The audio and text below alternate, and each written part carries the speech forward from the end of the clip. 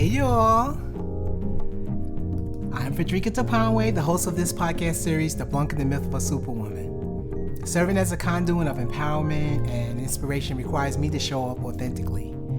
Knowing we are the sum total of our experiences, I petition you to grab hold of your personal compass and move towards a healthier version of yourself.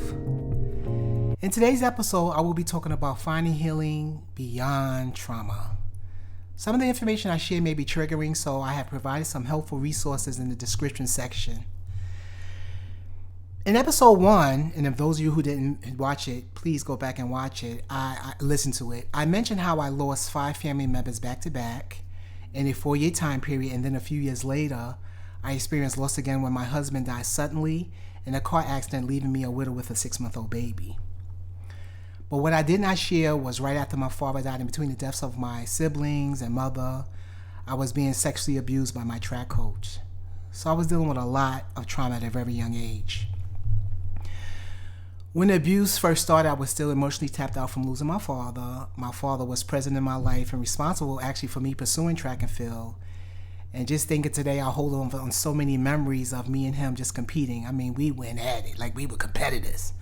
The whole thing in front of my childhood family home, run and take your mark. He would give me a head start. My father was actually fast for an older man, but he would give me a head start. And just that interaction with him during that time period, it just really ignited the competitiveness in me.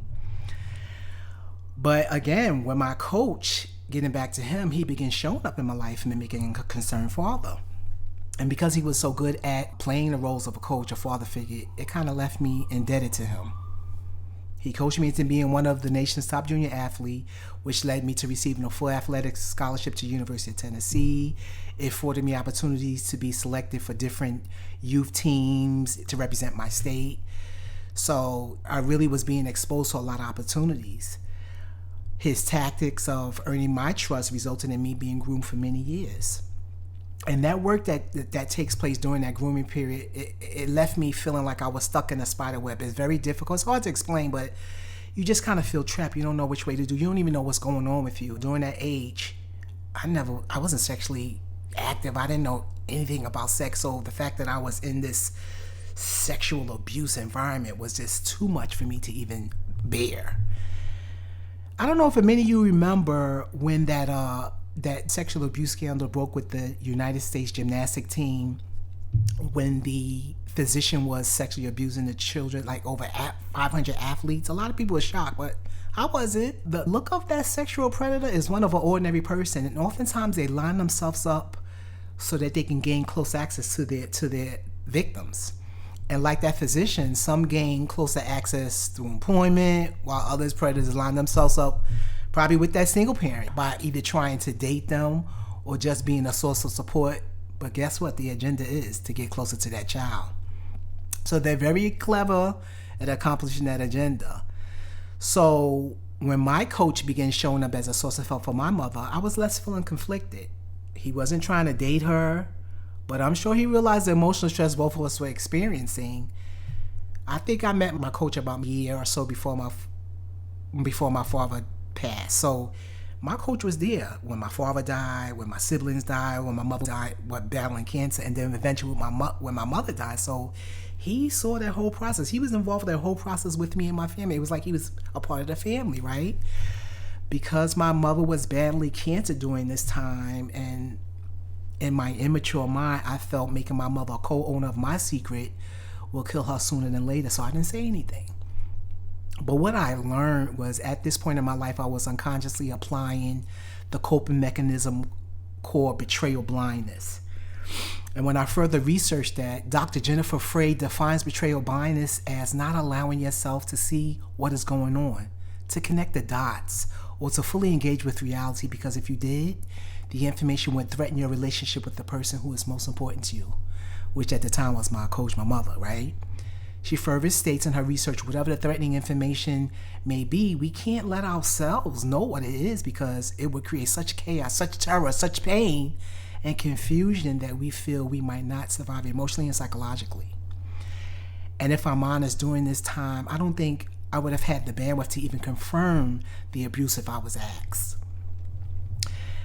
Again, I already lost one parent, and I did not want to be re-traumatized by losing another one. So because my coach held a significant position within the track community, I didn't want my confession to be the reason why he was incarcerated. And I can remember just how I felt when I lost my dad so sympathetically.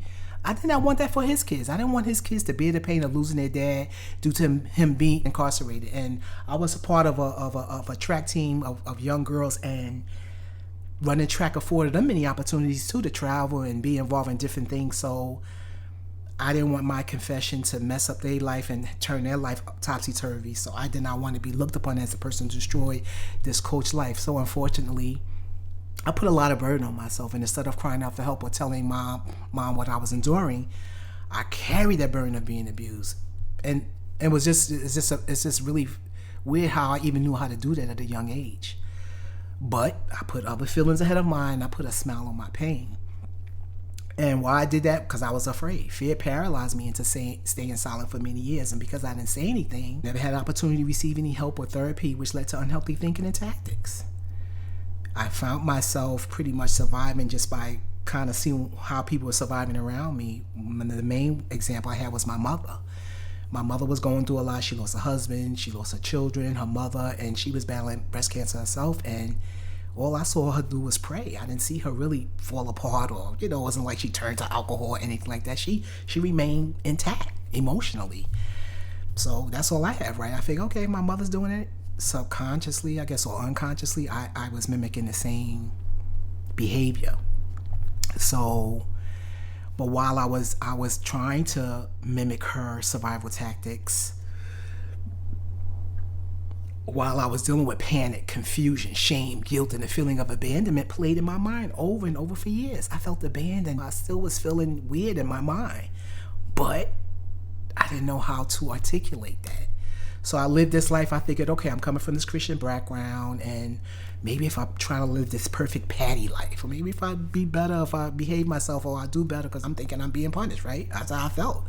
But I figured, well, if I'm doing better, if I behave, maybe I won't have to experience any more horrible things in my life. So I hid my pain, and I just began to just excel in track and field. Running was like my therapy. Oftentimes people may question the victim's motive, not realizing they're doing all they can to survive. People might say, why is this victim staying with that person? Why they continue to have a connection with this individual that's causing them so much harm? They don't know how to get out. And it's easy for people who are not in that same circumstance as the victim to question their motive, question their actions. But honestly, the victim is just trying to survive. So even though continuing to run meant that my coach had access to me daily, I had to find a way to survive, so I kept running. Because in that sports arena, it was easy for me to show up and meet the expectation of all, despite what I was secretly enduring, right? When running, I'm constantly developing the strength to eventually get out my situation, but at the time I didn't know that. But running helped me to show up like a superwoman, despite what I was doing. I felt powerful, I was significant, and I was admired. So I embraced how I felt on that track, because at the time I did not see the abuse stop, and I said, this is the deck of cards I was dealt for my life. So pretty much I was saying, just let me deal with it. But I think this is where a lot of people get stuck, because like myself, I created a false destructive scenario about the future based on my negative experience, and I think a lot of people do that as well. And as a result, you have challenges showing up authentically in their roles, whether that's a mother, father, husband, wife, a leader, a pastor, teacher, whatever it is, right? And some of those people deal with the imposter syndrome, doubting their abilities and feeling like a fraud. And guess what? These people are accomplished. They're making waves in the community. They're a go-to person. But at the end of the day, are feeling less than because they lack the tools to deal with their negative experiences. When they was going through that trauma, they didn't have the capacity. They didn't have the tools to deal with it. So they figured, let me suppress it. Let me act like it didn't happen. But when we do that, eventually it's going to leak in our life one way or another. I grabbed a hold of the identity of a sexually abused person and placed everyone and every opportunity in the penalty box. And why I did that? Because my trust issues, they were tainted. They were tainted, and this caused me to miss many opportunities and a lot of great relationships. But I did what I did. And as I continued and just kept pushing forth, not knowing that anything was going to change, but life goes on. You got to keep living. Sometimes life As long as we live in life is going to bring us some things that may not be comfortable for us. But I just kept working through that murkiness of my life, not even realizing what was going to happen. But guess what? A miracle was occurring. I just didn't know at the time.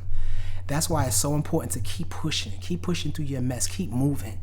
It might seem like it's never going to change. It might seem like it's never going to get better, but God has a way of strengthening us to persevere. And even though we may not understand the process or see a way out, or even may not look like the path that we would choose to get out of it, just keep working at it.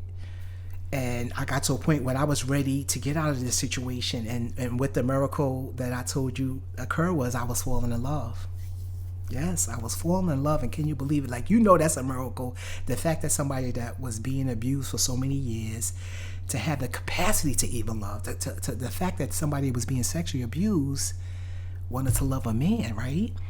But my fiance at the time, he empowered me. We had so much in common, and he empowered me. He helped me to see new possibilities for my life. I was ready to fight for my life. Who would have, I just recalling it now, it's like, wow, I couldn't even believe that I was ready to do that. Whereas for so long I had such a negative mindset. And as I stated before, healing was occurring. I just didn't realize that's what was happening.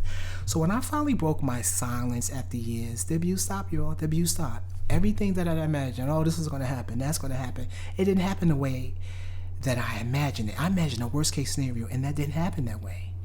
The abuse stopped, and I was supported. Even though I was no longer being sexually abused, there still was a lot of work to be done. Remember, a 14-year-old victim was calling the shots in my mind for a long time, so there was constant in battle, back and forth, to suppress that negative mindset that I had for so long, right? And this journey did not take place overnight, and sometimes we're impatient.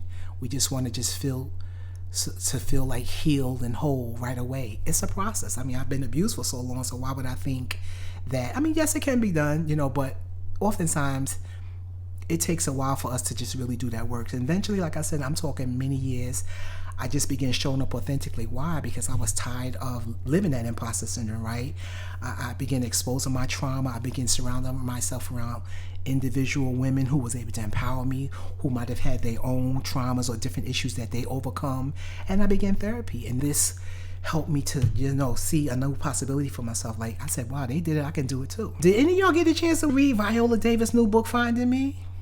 Y'all get that book. It is excellent. In one of her chapters, she quotes this powerful statement. She stated that when you are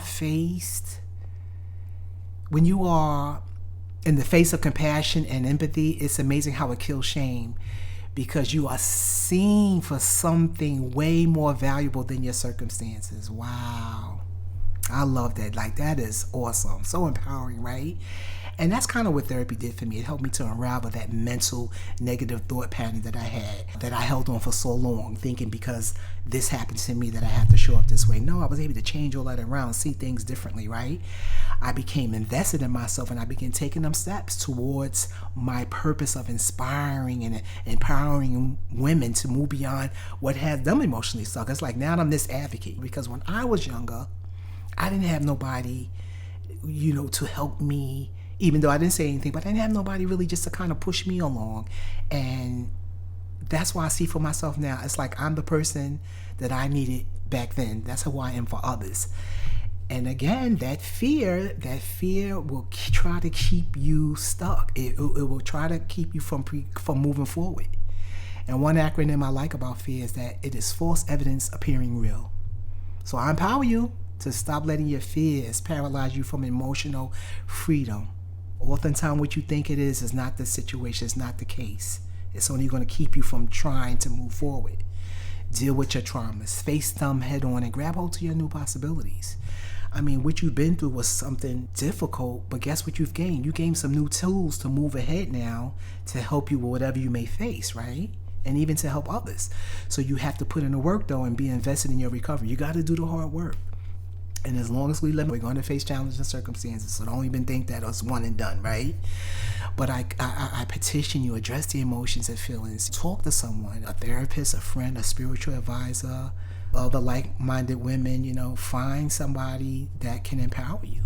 Join support groups. They have a lot more available now than when I was dealing with my mess. But Yeah, join a support group that can help you through your pain. Pray and forgive, y'all. Forgiveness is a whole nother topic, but let me tell you, it's a necessity. And parents, again, just to get back to that abuse, I shared my experience with dealing with childhood sexual abuse. It's a serious problem that occurs at every socioeconomic level, through every culture. Nobody's immune. You have to find a way to communicate with your children, especially those ones who's doing well. You see how I did it, right? I showed up unscathed and I was silently suffering. Communicating about sex can be awkward. Well, communicating about a lot of different things. Children are dealing with so much stuff, their identity, bullying, so on and so forth. But I'm just going to kind of, since I had the experience with sex, communicating about sex can be awkward for both parents and child, but try to normalize it. Don't interrogate them, because remember, oftentimes the abuser is someone that the child and family know well, and the child can find it extremely difficult to share. Many of us come from that old school background, especially if you're within my age group. Many of us come from that old school background in which we're taught whatever happens in this house, stay in this house. Man, we got to get beyond that, because having that mindset is debilitating. We're worrying about how our family is showing up, and meanwhile we all emotionally drained, you know? So let go of that generational social structure of showing up unscathed. I mean, my God, we're dealing with so much. We're dealing with a lot of hard work, a lot of hard things. So why would you act like that's not a thing? It's a big thing to overcome tragedy, trauma, death, whatever it may be. So be the change. It's a new day and age. Do it differently. Don't push any abuse under the rug. Abuse is serious. It's a vicious crime. It's a cyclical crime, meaning it happens often. And again, when that victim does not receive the proper care, they too can become abusers. So again, thank you for joining me on this journey, and let's just do the work. Let's do it together. Let's make a change in this world. I petition you to grab hold of your personal compass and move towards a healthier version of yourself. And again, use your experience as a platform to help others. Stick with me, and if this podcast resonated with you, please like, share, and subscribe to this podcast and my YouTube channel. Take care.